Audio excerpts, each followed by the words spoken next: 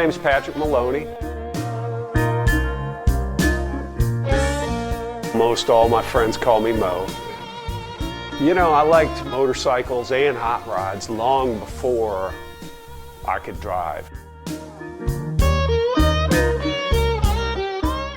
I remember looking out the window of the family car when I was a kid, and my mom would see me eyeballing that guy on a Harley and just knowing it was just burning her up.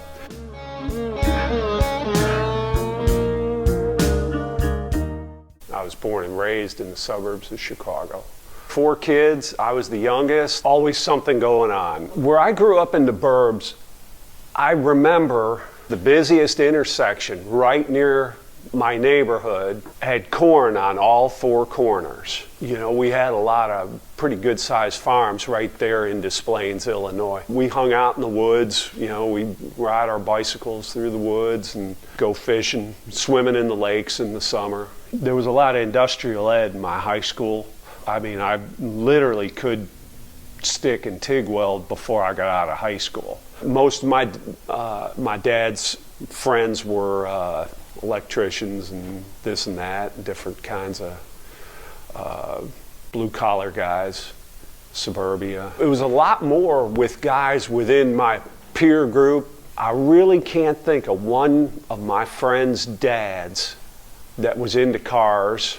It's not that they discouraged us or anything. My friend Dave, his dad had a tank shift pan in the garage, and I never saw him ride it. His pan, just like mine, went the way of paying for some private school. When I was first getting into biking in the Navy,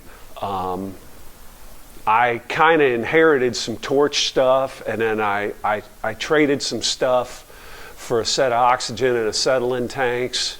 And I had a good heavy-duty half-inch drill motor, and I was literally considered the local machinist among my circle of friends that had motorcycles. And I owned a paint gun and a multimeter. I never had a street bike until I joined the Navy. I had some dirt bikes and mini bikes when I was a kid. Joined the Navy, and I really was not doing that well the first couple of years. I sort of had a life-changing experience and pulled it together. My new obsession was motorcycles. The Navy was cool. We always had a group of guys. All the guys on the ship that rode Harleys always hung out together. Every ship has, you know, necessity for its own machine shop, has necessity for its own pretty good welding department. When you're underway, anything that breaks or anything that wants to get modified or moved, you don't have a place you can go. You've got to do it yourself. I took care of everybody on the ship that needed any motorcycle stuff done. But there were machinists too, and they could make you a nice part. Nowadays, in some ways, this shop's equipped better than some of those shops. But back then, you know, it was a big deal to help a guy make a sissy bar or weld a hardtail onto his Triumph. When I was about 21, I got my first street bike. I bought it from a friend in Chicago and took it back with me to Charleston, South Carolina. And it was a '69 Triumph Bonneville with a big long jammer springer, and that's how I got into biking. 6 months later, I bought another one. Probably another 6 months later, I bought a knucklehead rolling chassis with a pair of chrome Invader wheels on it and a Jocklid 4-speed transmission, candy red over gold. I still got the shift knob for it out in that shed. I kept looking for motors, and I could not believe it, but I finally, right in the middle of a trailer park, I found a knucklehead motor with a folder full of receipts, people transferring it from one guy to another over the course of time. Bought that motor for $350 in 1982. Built that motor in a shed. Didn't have electrical power out there, had a Coleman lantern, and if I needed power, I would borrow a 100-foot extension cord from work and run it out there. I was taking parts with me from that shop and taking it to the ship I was on and doing work on it. You know, if I needed to bead blast something, I had access to it on the ship. If I had needed a drill press, I could get it done there. 1986, I got out of the Navy. I was in Norfolk, Virginia. I moved to Gloucester County, about probably 90 minutes away. Believe it or not, I went to work in a blacksmith shop. It was my first experience with trip hammers and forging and forming steel, and we had coal delivered by the dump truck and literally used regular coal-fired forges in the 1980s. It was filthy, but I mean, it was another huge learning experience. That was a year where I really learned a lot, but at the same time, if I had an idea and threw it out there, he'd try it. Some of our trip hammers were over 100 years old at the time. They all had flat belt pulleys, and they had been converted to electric motors. They all would have run off of drive shafts in the ceiling of shops, except for one. It was so big we had to keep it out back, and it had a 2-cylinder diesel engine running it. One slam sounded like a gunshot. I didn't have a telephone. The internet wasn't invented. But I was living here in Jacksonville, and I didn't have a phone, but people always found me.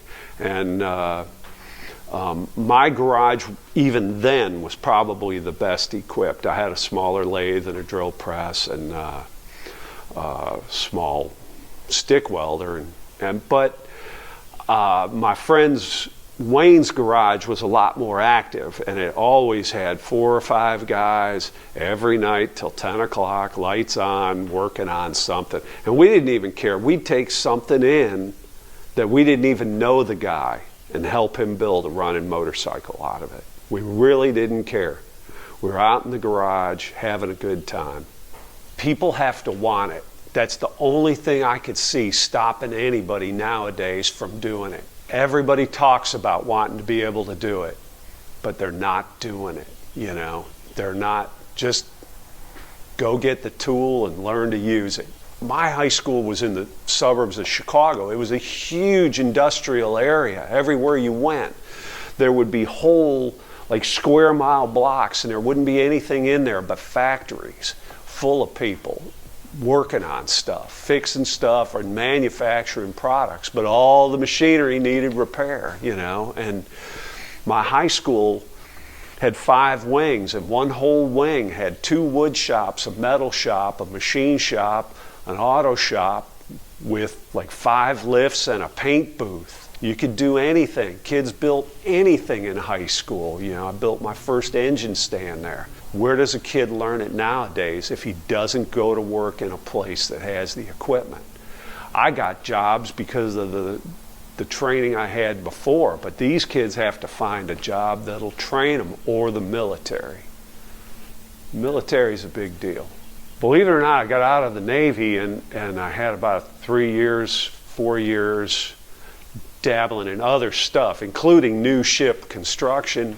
And then I went into aviation for the Navy, and I started fixing aircraft. I got a lot of training in my different careers. The Navy was a huge big deal. I did carpentry, new construction, house building, remodeling, and it seems like everything you do, you can get a takeaway from it. A thing I call tape measure common sense. If a guy right out of the chute can't handle a tape measure, it's probably best that he goes into something else. If he can use a tape measure, you can teach him to use a micrometer. You could teach him to read the dials on a mill or a lathe. Me and my son went to the turkey rod run.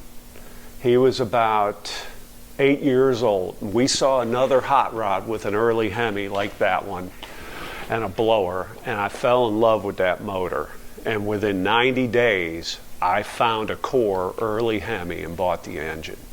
Took a few years to get it rebuilt, and then I still didn't have a car to put it in. A friend of mine, as a gift, he had a bunch of steel left over from a job, and he gave me 48 foot of the 2x3 tubing that I made the frame out of. Traded a knuckle motor for that metal Ford Model A body to one of my best friends up in Indiana. every bit of it was hand built, and it was built in that other garage over there. We were just walking around and we saw this car, and it was just incredible. It had eight carburetors, magneto, 671 blower, early Hemi, zoomy pipes, slicks on the street, and it was loud, it was nasty, it was flat black, and I fell in love with that motor, and I said, I gotta find one of those. This pile of parts, I mean, like, I've had those triple trees for 25 years probably. Judging by the tire, I've probably had that back wheel for 30 years. The motor I bought about 5 years ago out on the west side of Jacksonville, right here. It had a lot of problems, had to take it apart. I remember where I get stuff. I know it's weird, like that transmission case, I know who owns the motorcycle it came out of. The guy put electric start on that particular panhead, and I wound up getting the case for free. That case has a hole punched in the back of it, you could see right now. He had a plate screwed on there with half a dozen sheet metal screws and ran it that way for 25 years before I got it. I'm going to weld a little plate over that hole, and I'm going to stuff a transmission in that case because I got it. They're a little hard to get, and I know it's got history, and I don't even care if it has weld repairs on it. That's kind of the way I am with a lot of parts, and I could show you in my shed a million parts to tell you exactly where they came from, you know. Might be part of what I'm trying to keep alive is those memories, you know. I've had a pretty good colorful past in the motorcycle scene, you know. I met the guy that invented Supermax belt drives and been in his shop. He's a terrific guy, and he's a hands-on guy, and he loves sharing knowledge and information. I've met Brother Speed Finley out of Charleston, South Carolina, and I remember parking next to Speed Finley, and him and I were already friends, and him and I having a hand kickstart contest. Him with that magneto shovel pan, and I knew that motorcycle when it still looked like maybe a little toned down show bike. But at one time it was a show bike, and I remember it when it still had the graveyard scene on the tank in probably 81, 82. You know, I remember him telling the tales about riding that bike up the Alcan Highway through Canada and into Alaska. His derby cover is a cast aluminum bust of a young lady, like from here up, and I remember when it wasn't ground down so far on the bottom. It's been on there that long, and I think he used to refer to it as old lady number 4 or something like wife number 4. He's a good fella. He's another piece of the puzzle. That's it. You know, he's a colorful part, but he, you know, he's got stories, and he's the real deal. I couldn't believe it because I lived in Charleston, and I got into biking around guys like him. Used to be Cycle Accessories on Phillips Highway. My first shop I went to when I moved to Jacksonville, probably living here about a year, and I go there one Saturday morning, and Speed had just woke up. He was sleeping in front of Cycle Accessories with that motorcycle.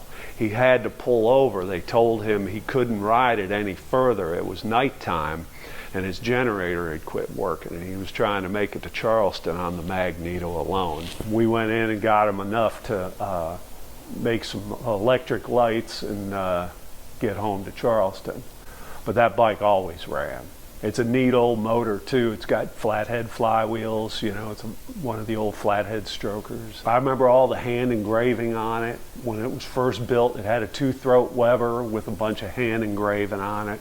Kind of rough, but neat. I remember when people were putting shovel valves in pans, not shovel valves, but Chevy valves, Chevy 202s. And I wish I'd have known a little more when I was a kid, because when I built my first knuckle, all you could buy is these bronze Gary Bang valve guides.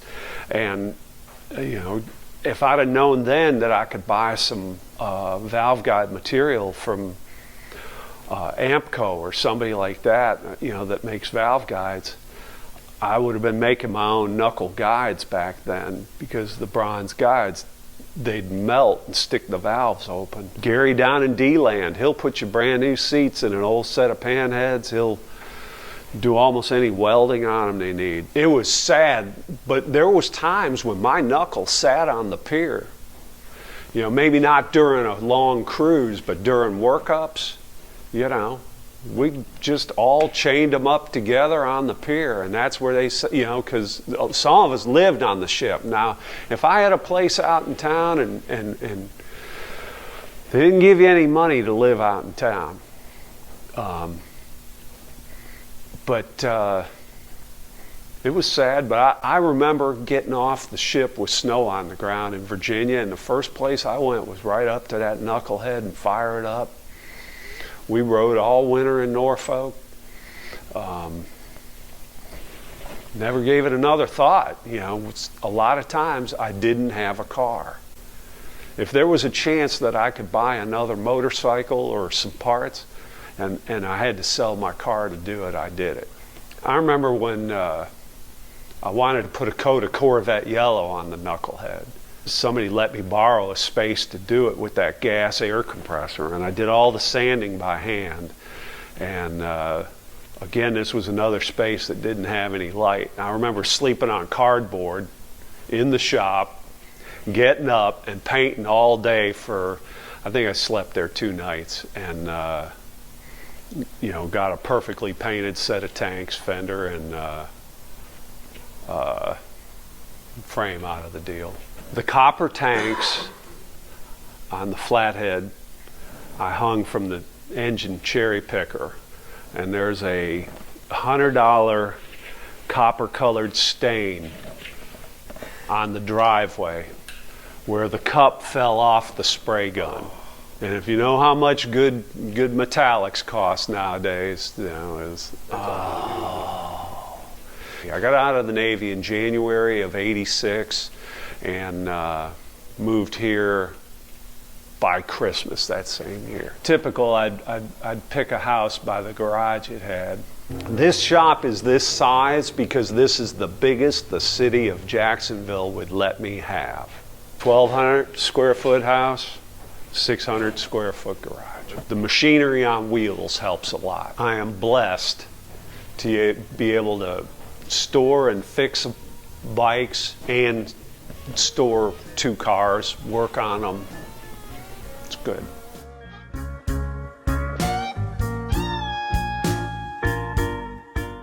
My name's Patrick Maloney. I'm from Jacksonville, Florida, and I'm a Dennis Kirk garage builder.